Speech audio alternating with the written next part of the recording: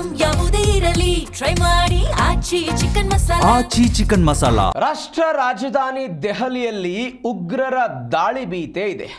ಹೀಗಾಗಿ ಎಲ್ಲೆಡೆ ಅಲರ್ಟ್ ಘೋಷಣೆ ಮಾಡಲಾಗಿದೆ. ಕೆಂಪುಕೋಟೆ ಧಾರ್ಮಿಕ ಕೇಂದ್ರಗಳಲ್ಲಿ ಬಿಗಿ ಭದ್ರತೆಯನ್ನು ಕೈಗೊಳ್ಳಲಾಗಿದೆ. ರಾಷ್ಟ್ರ ರಾಜಧಾನಿ ದೆಹಲಿಯಲ್ಲಿ ಉಗ್ರರ ದಾಳಿಯ ಭೀತಿ ಇದೆ.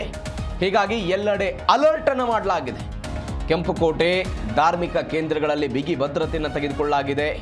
ಪಾಕಿಸ್ತಾನದ ಎಲ್ಇಟಿಯಿಂದ ದುಷ್ಕೃತ್ಯದ ಶಂಕೆ. ಐಇಡಿ ದಾಳಿ ಬಗ್ಗೆ ಗುಪ್ತಚರ ಇಲಾಖೆಗಳು ಎಚ್ಚರಿಕೆಯನ್ನು ಕೊಟ್ಟಿವೆ. ಚಾಂದನಿ ಚೌಕ್ ಪ್ರದೇಶದ ದೇವಾಲಯಕ್ಕೆ ಭದ್ರತೆ ಕೊಡಲಾಗಿದೆ. ಭಾರತದಲ್ಲಿ ದಾಳಿ ನಡೆಸೋದಕ್ಕೆ ಪಾಕ್ ಸಂಘಟನೆ ಸಂಚು ಮಾಡಿಕೊಂಡಿದೆ.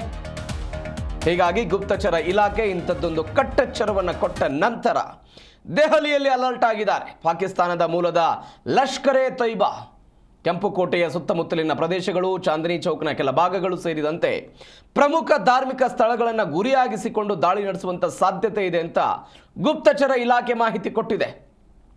ಸುಧಾರಿತ ಸ್ಫೋಟಕವನ್ನು ಈ ದಾಳಿಗೆ ಬಳಸಿಕೊಳ್ಳುವಂಥ ಸಾಧ್ಯತೆ ಇದೆ.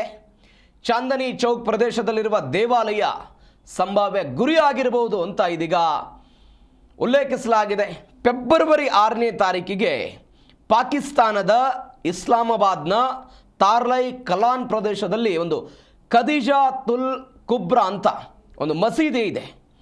ಈ ಮಸೀದಿಯಲ್ಲಿ ಆತ್ಮಹತ್ಯಾ ಬಾಂಬ್ ಸ್ಫೋಟ ಆಗಿತ್ತು. 31 ಜನ ಮೃತಪಟ್ಟಿದ್ರು, 169ಕ್ಕೂ ಅಧಿಕ ಜನ ಗಾಯಗೊಂಡಿದ್ರು.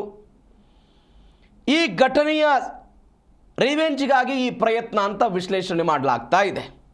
ಈ ಘಟನೆಯ ರಿವೆಂಜ್ಗಾಗಿ ಲಷ್ಕರ್ ಎ ತೊಯ್ಬಾ ಹೀಗಾಗಿ ಇದನ್ನು ಜನನಿಬಿಡ ಪ್ರದೇಶಗಳನ್ನು ಗುರಿಯಾಗಿಸಿಕೊಂಡು, ಧಾರ್ಮಿಕ ಪ್ರದೇಶಗಳನ್ನು ಗುರಿಯಾಗಿಸಿಕೊಂಡು ಸುಧಾರಿತ ಸ್ಫೋಟಕ ಸಾಧನವನ್ನು ಬಳಸಿಕೊಂಡು ದಾಳಿ ಮಾಡಬಹುದು ಅಂತ ಇದೀಗ ಗುಪ್ತಚರ ಇಲಾಖೆ ಹೇಳಿರುವಂಥದ್ದು.